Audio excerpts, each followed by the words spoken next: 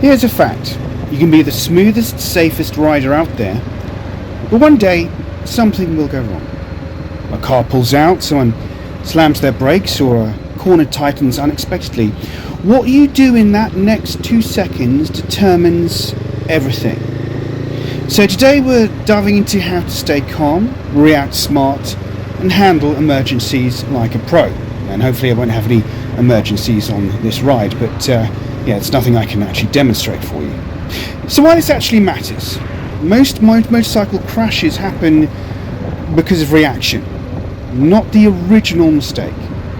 The key isn't avoiding surprises, it's responding to them correctly. That starts with awareness and mindset. Calm riders make better decisions. Panic riders make sudden ones. Okay, the calm mindset and breathing control. So, when your brain senses danger, adrenaline floods your system, heart rate spikes, tunnel vision kicks in, and your muscles tense up. The trick is to manage that through breathing. One deep exhale resets your focus. It's amazing how much clearer your thinking gets when you breathe before reacting. Let's talk about emergency braking now, because it's your number one lifesaver. Start with smooth front brake and application. Feel the suspension compress before adding more pressure. That's when your tyre has maximum grip, and a little rear brake for stability. Keep your body centered and eyes up. If your bike has ABS, trust it. Don't release the brake if you feel pulsing. If you don't have ABS, practice progressive braking in a safe space until it's instinctive. Now, real world examples. Last year I was on a country lane when a van pulled out of a driveway, blind. I didn't panic. Front brake, smooth squeeze, eyes forward, bike stayed straight. So I felt like slow motion. Preparing and practice made that possible.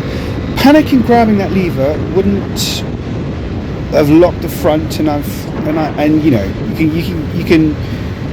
you can end up down, can't you? Let's talk about evasive steering and quick swerves. Sometimes braking won't cut it.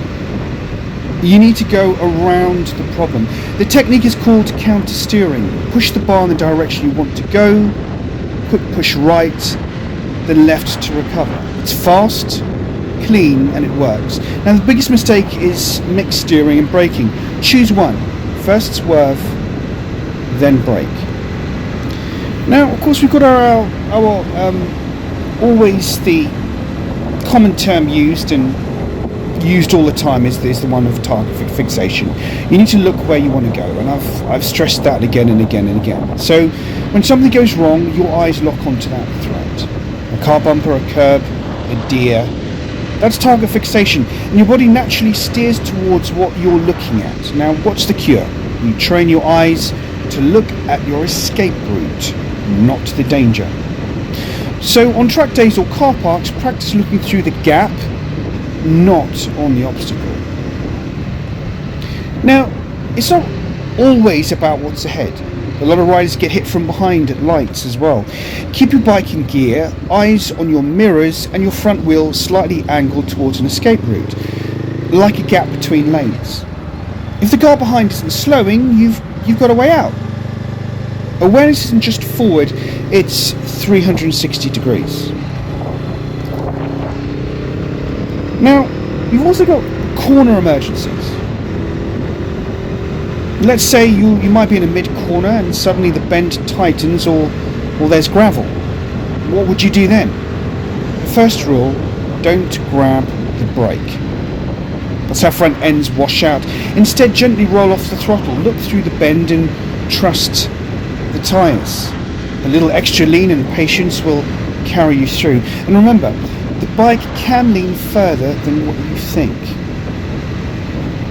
Now, of course, conditions aren't always perfect. It can be wet, and you can have low grip emergencies. You can have rain, you can have diesel, you can have wet leaves, and wet painted stripes on the tarmac can be a real pain. It can be very slippery indeed. But they're all part of UK riding. In low grip situations, keep everything smooth. Use more rear brake, reduce lean angle, and avoid abrupt throttle changes. ABS is of course a huge help here, but even without it, steady inputs keep traction. The best riders are gentle, they're not timid. So, what do we do after an emergency? Once you've avoided the hazard, don't just ride off like nothing happened. Your adrenaline is spiking, and that can cloud your judgment for the next few minutes. It might be a good idea to pull over if you can, breathe, replay what happened, not to blame yourself but to learn. Every close call is free training if you use it that way. So, if I now recap of what we've covered, here we are. Firstly, you stay calm and breathe. Secondly, brake smoothly, not suddenly. Thirdly, look for your escape route.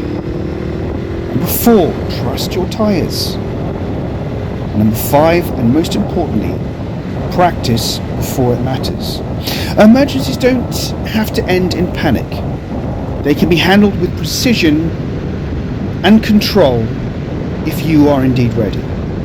If this gave you confidence or something new to practice, give it a thumbs up and a subscribe or a follow for more real-world ride-along training.